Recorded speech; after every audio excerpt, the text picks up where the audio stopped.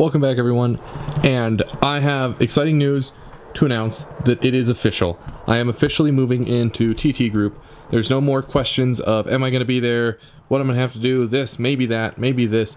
It's actually happening, and I'm actually moving into TT Group, which means that today I just got to do a couple things, and one of those big things is I've got to go get my car dynoed. So today we're going to go ahead and get the car dynoed. I actually also was prepared for this.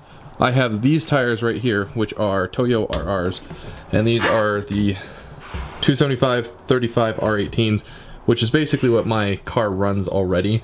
As you guys know, I ran out with a brand new set of Maxxis last event, but I'm going to run out with a brand new set of Toyos this event. And how I'm going to do it is I'm going to run my Maxxis on Friday when they're not timing, run my Toyos Saturday and Sunday, but I don't have enough room in the back to fit both those sets of wheels and these new tires. So I'm going to go ahead and put these tires in my Audi, and I'm going to take them down to the track tomorrow, and then I will take those with me to the track Friday, and then I will swap those wheels on, or these tires onto those wheels on Saturday morning and run them as a fresh new set.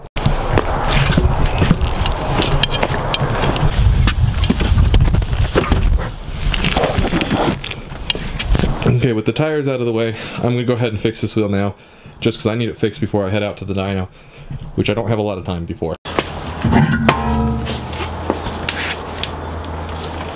As you can see, despite my blue electrical tape job here, it just came loose. I've got, I think, 5 minutes to leave, so I'm just going to tack that down. So that wheel's tacked in, torqued down. I added my next leg there, torqued that down as well. So this thing's ready to go. I've got to get to my dyno. It is an hour that direction, and it's in an hour, so I've got to get going now.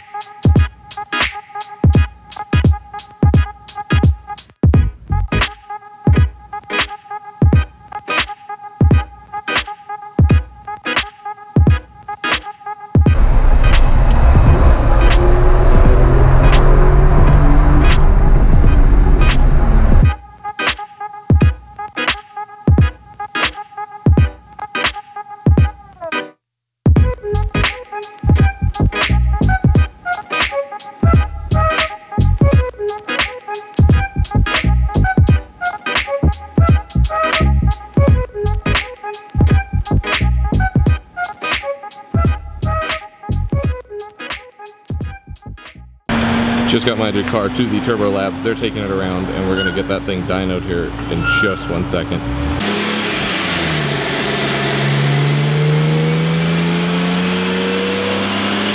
Well, it wasn't exactly that smooth. What ended up actually happening was the car pinned at 6,000 RPMs, despite the fact the car was in dyno mode. Now, the people at the dyno shop had never experienced this before, and I had never experienced this before, and it was just a weird M3 thing. I actually didn't record a lot of it because I was so focused on trying to fix the problem, but it took about an hour of Googling and watching videos, and I finally found a solution. Well, my buddy, who was with me at the time, found a solution in a video, and that was to run the car up to 30 miles per hour, turn it off, and then turn it back to accessory mode, put it back in dyno mode, turn it on, and do the dyno pull before it stopped moving, at least before the wheels stopped spinning.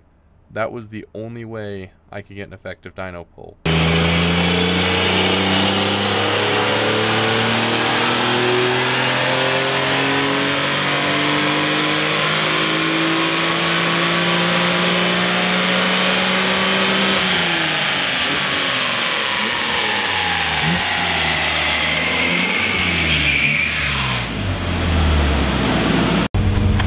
Okay, just got it dynoed, and my max wheel to horsepower ratio looks like it was a 275 was my max. So that's what I got out of it.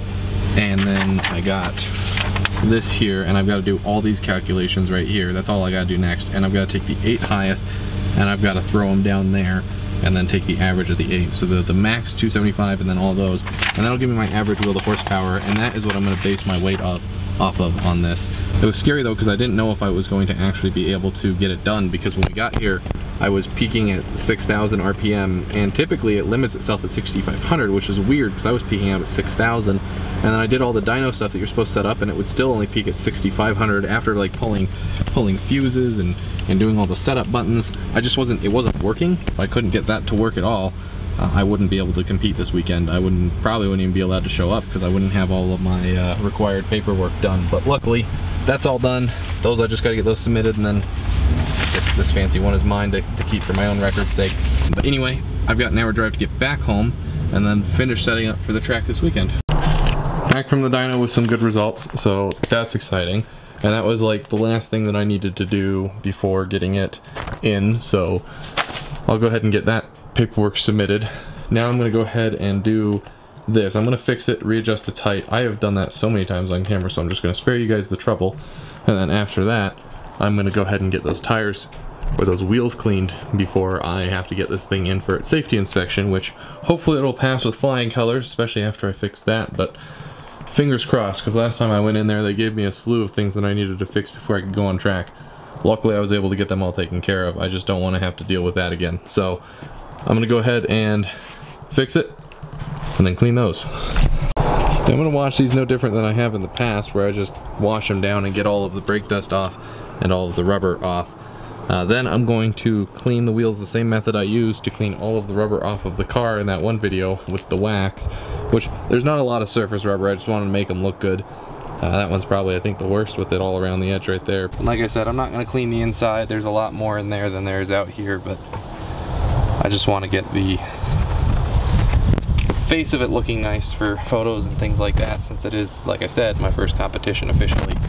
So I just want the car to look more or less as good as it possibly can. So there we have it. I've polished all the wheels, gotten all the rubber off of them, so they look a lot better.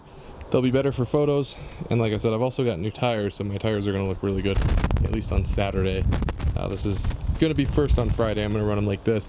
Anyway, I got to get going to my tech inspection and get that done with, because I can't go out there until I've had my annual.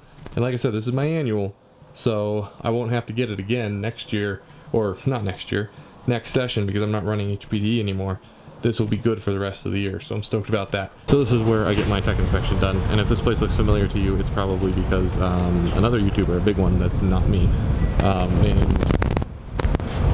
Stradman, he gets his car inspected here at Makes and Models, but there are some very beautiful cars here that you don't typically see. I have not seen this Lamborghini here before, and I have not seen this Lamborghini here before.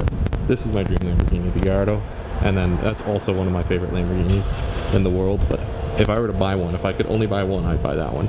Despite that one being more powerful and better, that was my dream car as a kid. They won't let me inside because, you know, COVID and everything, but those are some of the cars they have in there. I don't know if you can see it, but Ford GT, Lamborghini, Viper, Lamborghini, Audi R8s, Maseratis. They've got a lot of nice cars in there. It's a nice showroom to go into if you ever get the chance to actually go inside of it. Here we have the Ferrari dealer. I actually haven't been inside this location. It doesn't look like they have anything super cool right now. Just some more basic models. I like that guy.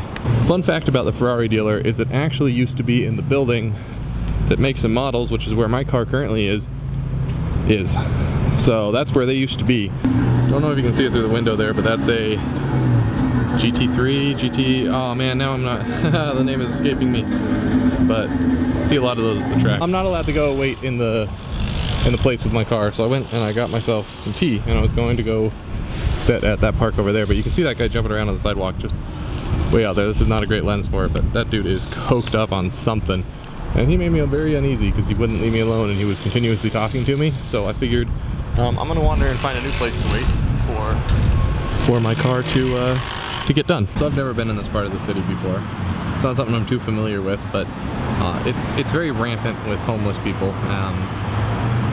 And one of the people just so happens to be the guy that I was talking to. The guy, he comes over and he's shirtless, he's wearing just shorts, they're like halfway down his leg. He was on something. He was making reference to how people around here are always on bath salts, but he doesn't do that nonsense, which I'm gonna press X to doubt on that one, because he seemed like he was on bath. Oh shit. I'm not kidding, that's him right there. That's him. If he comes over here, I'm gonna be upset, but I'm gonna start moving now just in case. We're gonna move more towards this way. This is the busy street, and down here is actually the Mercedes dealer. He'll be less likely to bother me over there. So, yeah, I guess I'm not gonna tell the story about the coked up bath salt guy, because I'm gonna keep trying to run away from the coked up bath salt guy. Okay, I think I escaped coked up the bath salt guy, but check out that mirror. Absolutely gorgeous. Alright, they called me back to tell me that my car is done, so it's a 20-minute walk that way, just that way, and then I will be able to finally go home and finish up the rest of the stuff. So my TT classification is all done up, and I'm completely passed. It is not, I was afraid they were going to fail me, just because of, well, my tires and my rims, but no, they passed me, and I did even tell them about that. Like, I'm running aftermarket tires on this thing, or not aftermarket tires, I'm running a different set of rims with slicks on it, and they were like, yeah, we're just gonna have to check it at the track, but they didn't have to, so sweet. That and the dyno results all being in means that I'm good to go. I'm just gonna add that to just right there for now. I'll grab that later. Now I've just got to take out that rear thing. I've got to pack my toolbox, and I've got to load all of my tires in the vehicle. I actually have to run somewhere now. I don't know if I'm going to be able to get all this done today. If I don't, I'll just get it done tomorrow. So it is indeed the next day. I did not get home until really late. But there's not a whole heck of a lot I need to do in preparation for tomorrow still. So one of the only things I still need to do is obviously remove this guy, which this piece broke off of this, sadly. So I just have to use this manually. And I did go ahead and pre-weigh this. So this piece right here with its rubber is going to be an additional 10.5 pounds. So that puts me at a total of about 54 pounds with the rear seats and that. So it's not as much weight as I want to lose. That's probably the weight of a small child. I was looking to lose the weight of a full-grown adult preferably, but it's only one weekend. I will get a lot more weight out of this vehicle before the next one, but I'm gonna go put this inside. And then I obviously got to get those tires in, and I've got to pack my toolbox still. Now, this is going to be interesting because typically I have the rear deck in there to put these on flat, but now that I don't have that, it's going to be interesting to figure out how these are going to fit. Doubt there's going to be any issues with them fitting. Sadly, I don't have a wheel well to fit one of the wheels in, like a lot of other cars would have, but I will be able to utilize that space.